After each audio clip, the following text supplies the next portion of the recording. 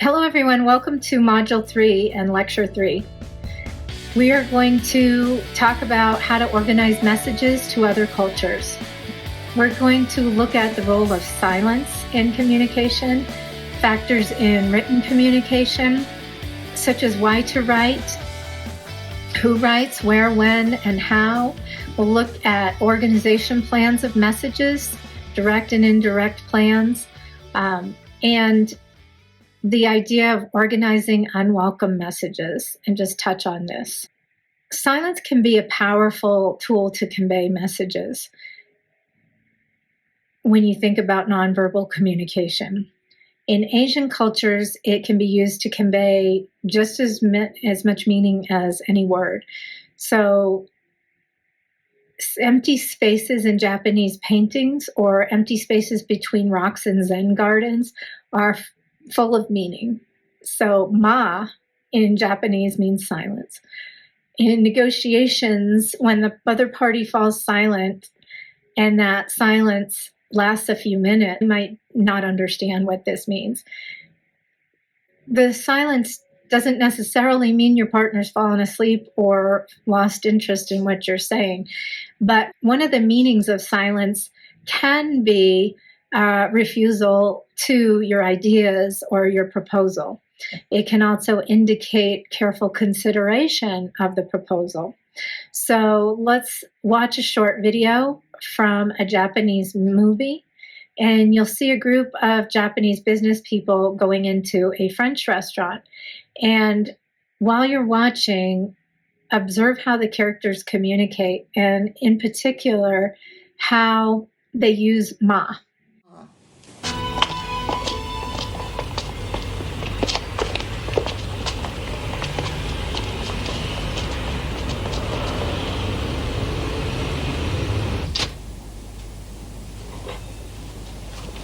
さあ、専務どうぞ。常務どうぞどうぞ。ここはね、シーフードが有名なんですよ。さあ、おかけください。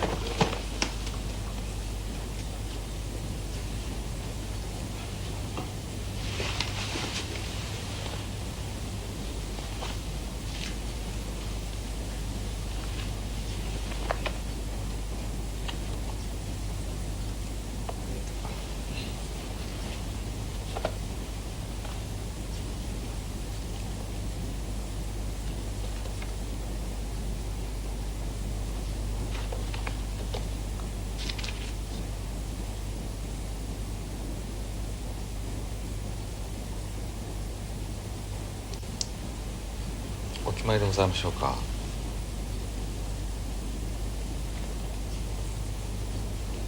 専務は？さあね。常務は？私はまだあまりお腹が空いてないから何か軽いもの。はい。それじゃちょっと私はね、舌ビラメのムニエルね。スープかサラダはお付けいたしましょう。スープコンソメサラダいい。お飲み物は？ビール。早くやる。ございます。じゃあはい。こちら様。僕も舌ビラメ。スープかサラダをお付けいたしましょう。コンソメ。サラダはいらないわ。お飲み物は？僕もビールにするわ。こちら様。そうね。私も舌ビラメにしてみるか。スープかサラダは？おうね。コンソメにしてみるか。お飲み物は？おうね。まあビールにしてみるか。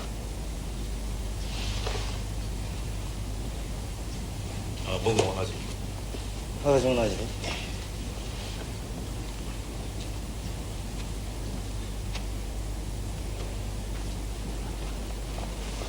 ちら様。何なさいますか？ちょっと待ってね。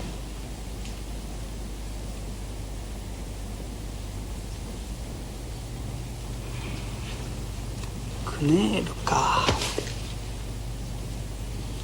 クネールのブーダン風というのがネイルをブーダンの形に作ったということ？さようでございます。確かフランスのタイユバンっていうレストランで出してたような気がしたけど。よくご存知でいらっしゃいます。うちのシェフがタイバンで修行いたしましたもんですから。じゃあソースはキャビアソース？おっしゃる通りでございます。じゃあそれから始めてメインはエスカルゴのパイ詰め。これはソースはフォンドボーですか？はい、エスカルゴとしめじをマデージュで煮まして、それをさらにフォンドボーで煮込んでございます。じゃあそれにしましょう。それとサラダはこのくるみとリンゴのサラダにしてみるかな。それはぴったりでございますね。お飲み物いかがいたしましょうか？そうね、今日はどういうものか朝からコルトンシャルルマーニが飲みたいような気がしてたんだけど、81年はあるかしら。ではソムリエをお呼びいたしましょう。うん、そうしてちょうだい。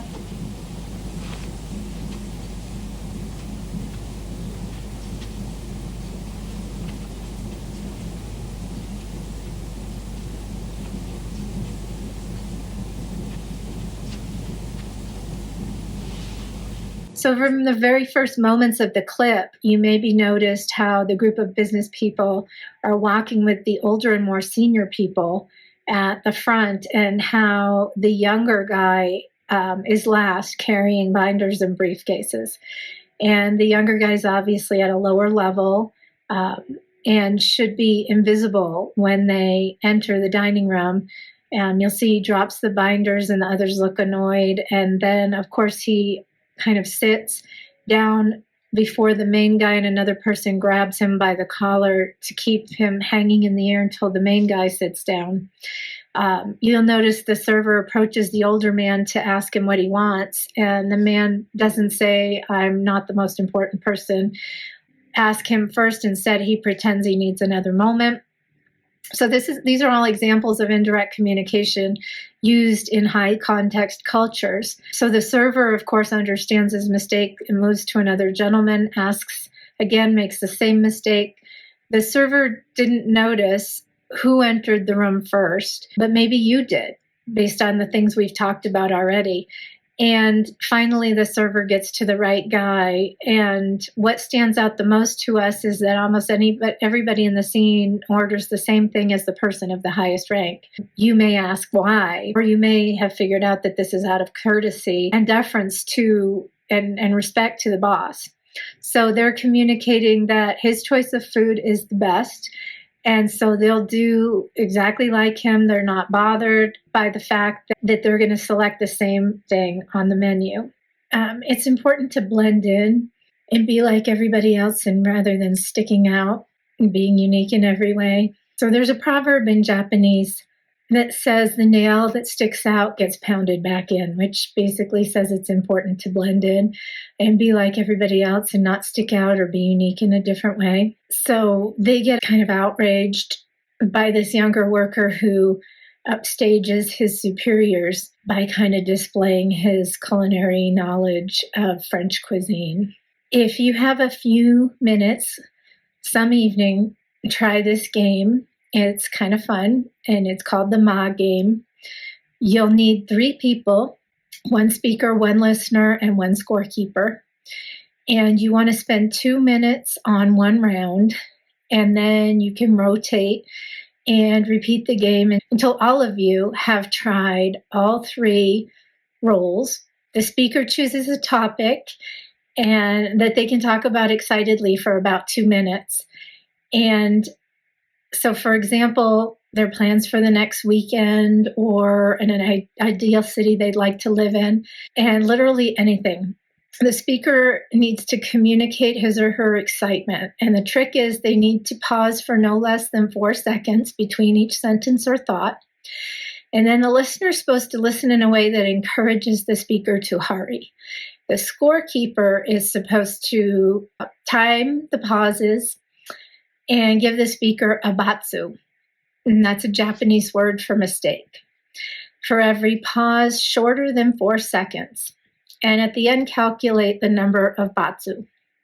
The person with the most batsu is a kawaisu, a poor thing. So the point of the game is to notice how speakers and listeners feel during those 4-second pauses. So why is it that those pauses feel so uncomfortable to us? And what do we do when we're confronted with a pause like that? Why do we always have this irresistible urge to try and fill the pause? These are some kind of interesting things to contemplate. Speaking of written communication now, the first important thing to think about is why we're writing that message, what the purpose is, and the expected outcome. So some purposes are harmless, while others can be kind of dangerous. Another good exercise you can do is consider dangerous purposes and or ones that can lead to conflict or misunderstanding.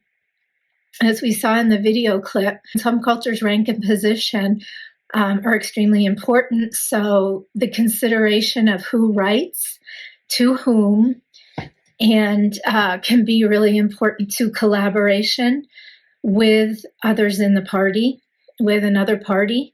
And in cultures with high power distances, it's important that the sender is at the same level as the receiver. Another consideration to think about is names and forms of address. Do you use a first name or a last name? Do you use titles in front of names? How do you spell the name of the person you're writing to? So think about these things when you're talking to people of other cultures, especially when emailing people from other cultures. Examples of addressing people in the US have to do with titles and knowing how and when to use them. We're used to the fact that in the US, we're pretty relaxed when it comes to forms of addresses, and many people fall into this trap that thinking that titles don't really matter at all here. However, that's not always the case, and it's not universal. Titles can be important to people that are in certain industries, can be important to people that are in the military. People coming from other cultures may feel it's really important. I've had students from other cultures come into my classes, and they feel really uncomfortable calling me by my first name, even if I say that I'm comfortable with that. And so they will kind of insist on addressing me, as Dr. Eberhardt or Professor Eberhardt. And that's just something that they don't feel comfortable with, using a first name. When you're thinking of written correspondence and channels of messages, is it better to send an email, a text message, a conventional letter? You may keep these questions in mind when you're thinking of your next correspondence to your instructor. The next consideration is time. Dates are written differently. In the US, you put month, date, and then year. The rest of the world, it's opposite. It's day, then month, then year. In order to avoid those kinds of problems, you might want to write out the month so that there's no confusion. What is 1443? That would be a year, but in the Arabic calendar. When writing messages, we really need to think about times of the year, week, days. For example, holidays that we recognize in the US may not be universal and may have different dates in other countries. In Russia, for example, Christmas is on the 7th of January. And the New Year is another big holiday. So time from December 31st through January is a dead season in Russia. Other cultures have dead seasons at other times of the year, like India, for example, has a big holiday called Dussehra. It's usually sometime in October, for example, October 25th. It was October 25th in 2020. Lasted for about 10 days when government offices, post offices, and banks were closed or had reduced opening hours. And those wishing to use public transportation may need to contact local transport authorities to check timetables. And in Spain, there's the siesta. So that's, a time of the day where businesses are closed. And the siesta for shops and businesses usually is about from 2 to 5 p.m. Bars and restaurants close about 4 to 8 or 9. And Different cultures treat time differently. So monochronic and polychronic cultures will reply to emails and voicemails differently. And we want to think about how we write messages and the wording we use depending on the way that cultures recognize time. The last thing to think about is how to write messages specific and specific wording that we choose based on cultural differences. It's also helpful to think about the organizational plans of messages. There's a direct plan practiced in low context cultures and an indirect plan typical for high context cultures. So if we look at these along 5 dimensions, goal, style, the words, the sentences, and the countries that use this style. The goal for the direct plan is to present ideas directly to avoid ambiguity, and the indirect plan nurtures relationships. And it's face saving. It's meant to protect face. So it can be used to present oneself. The style is also very different. It's concise for the direct plan and eloquent for the indirect plan. So, for example, in Kuwait, the official language is modern standard Arabic. And for Arabic speakers, eloquence is very important. Interestingly, a Facebook post by someone who was writing in modern standard Arabic, just meaning to post a tribute to his wife, differed in the way that most people like us, from low context cultures, posting a tribute to a spouse might say something like, "You're the best thing that's happened to me," whereas somebody speaking from modern Arabic might say, "You're the pinnacle of my existence." The direct plan uses concrete nouns to specify, shape, weight, and give other attributes, and only necessary active voice verbs, where the indirect plan uses metaphors, expressions of courtesy. The length of sentences may vary dramatically. Short subject-verb sentences in the direct plan and digress maybe with repetition in your indirect plans. And countries that use mostly direct plan are going to be your United States, Canada, Australia, Britain, New Zealand, and Northern Europe. The indirect plan would be used more in Japan, China, Muslim countries, Saudi Arabia.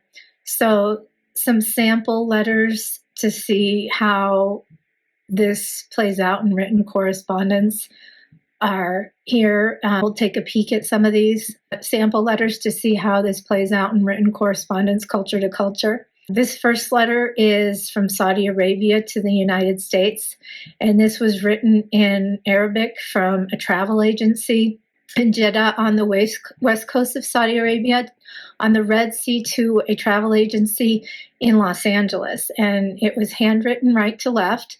The dates are in the Arabic as well as the Western calendars, and the transcription attempts to give an indication of the original and preserves the original spelling. So it was written without punctuation, almost like continuous speech.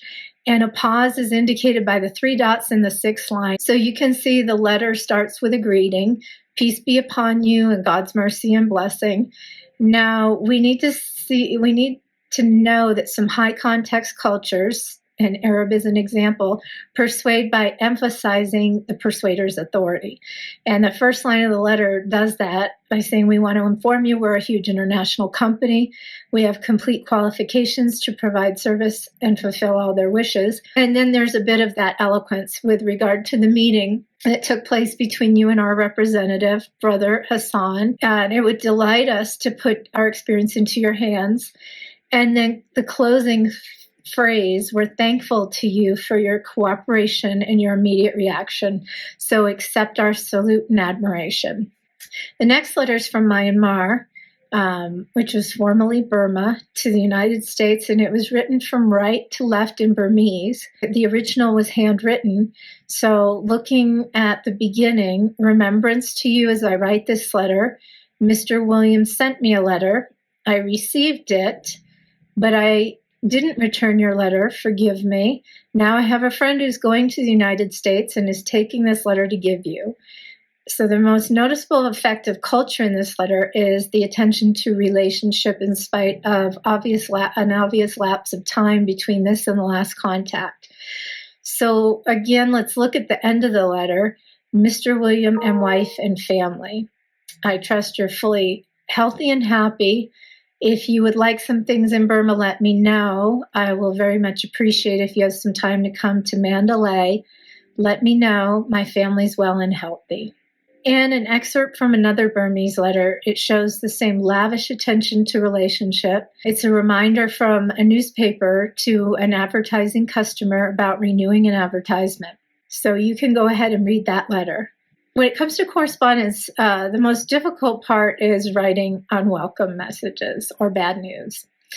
It's difficult in any culture. So, for example, refusals are a type of unwelcome messages. So in this case, even in low context cultures, an indirect plan would be preferred because you want to kind of couch that bad news in a sandwich where the bad news is kind of in the middle, because then you're kind of indirectly delivering that.